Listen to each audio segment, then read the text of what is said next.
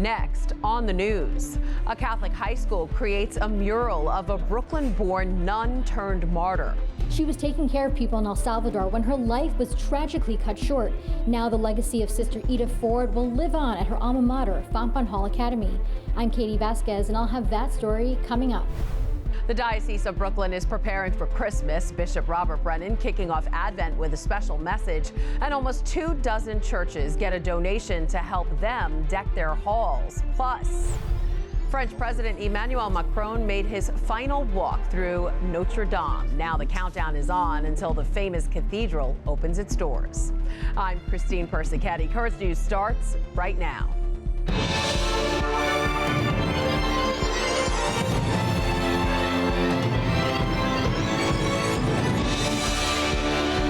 Brooklyn Catholic High School unveils a mural honoring a martyred graduate. Fontbonne Hall Academy held Ida Ford Day on Monday, remembering the Brooklyn nun who died while on a mission to El Salvador during a bloody civil war. Currents News' Katie Vasquez has more on that story from Bay Ridge. Words and deeds. A memorial for a former alumnus, Fontbonne Hall Academy in Bay Ridge, unveiling this new mural for Sister Ida Ford on Monday. We lost Ida so young, so full of purpose and courage, and she's a real loss to us. Sister Ida was helping the poor in El Salvador during the bloody Civil War when she was murdered along with 3 other sisters by members of the military on December 2nd, 1980. Sister Ann Hayden met Sister Ida when they were both in formation back in 1971. And remembers the woman who would become a martyr. She was a delightful, joyful person, but she also seemed more sophisticated than I would be. And so I was a little in awe of her. Before she joined the Maimonides Sisters, Ida Ford was just a girl from Brooklyn, attending Visitation Academy and later Fontbonne. Despite her life in service to Christ, not many students at her alma mater knew about her. So Fontbonne set out to change that. We thought to ourselves, well, this is the Ida Ford building, and the students are still asking, who is Ida Ford? For the past year, illustrator Aaron Payton created the concept of this graphic photographic mural, which includes a timeline of her life and personal quotes. Tons of research and really wanting to figure out a way to tell her authentic story, something that would resonate now and forever with the students that will come through these hallways. The all-girls school hopes having a role model like Sister Ida will influence the young women walking their halls. It inspires me to be a better person, to be more religious, and really look forward to helping people. She is the ideal role model to follow in terms of perseverance and commitment and dedication. In Bay Ridge, Katie Vasquez, Currents News. Developing tonight, a Brooklyn church reporting someone stole from their donation box. At Sacred Hearts and St. Stephen Church in Carroll Gardens, officials say a man allegedly broke into the church's candle donation boxes and stole $200. The suspect also left a mess in his wake, but masses were still able to continue as usual. Pastor Monsignor Guy Massey saying they were praying for the person who did this during their Monday morning mass. Well, we prayed for him this morning. We prayed for him that morning prayer and at Mass this morning. And I think as word gets out, we'll tell people not to be angry. It's annoying, but not to be angry. Anyone with information about this incident is asked to call Crime Stoppers at 1-800-577-TIPS. That's 1-800-577-8477. All across the Diocese of Brooklyn, Christmas lights are coming to a church near you. 45 churches received $1,000 for holiday decorations on Monday. The donation was from Maimonides Medical Center in Borough Park as part of their celebration of light. The initiative has helped churches spread some Christmas cheer since 1995.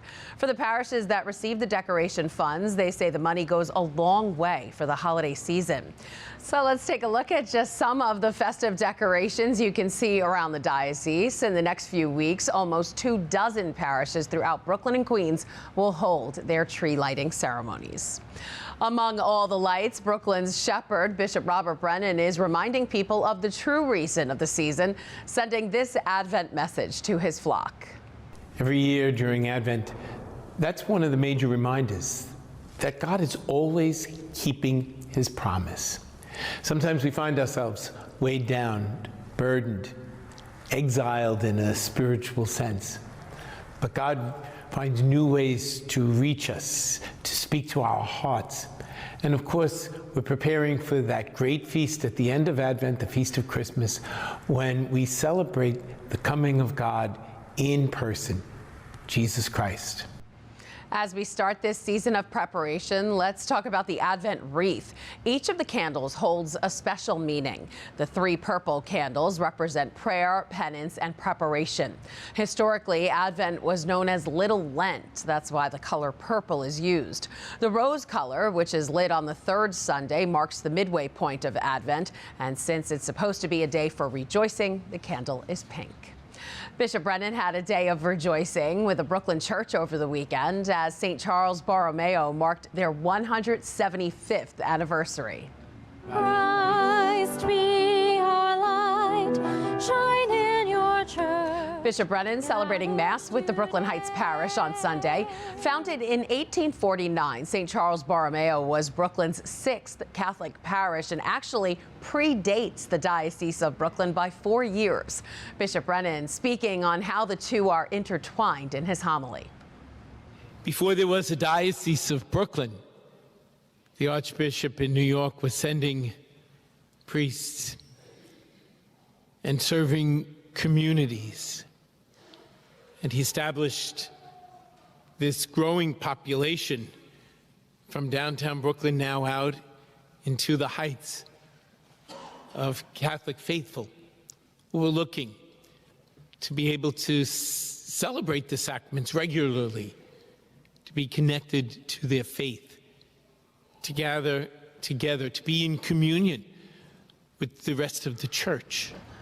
While Archbishop John Hughes first purchased the church in 1849, a fire almost 20 years later led to the current English Gothic building that was completed in 1869 and cost $75,000.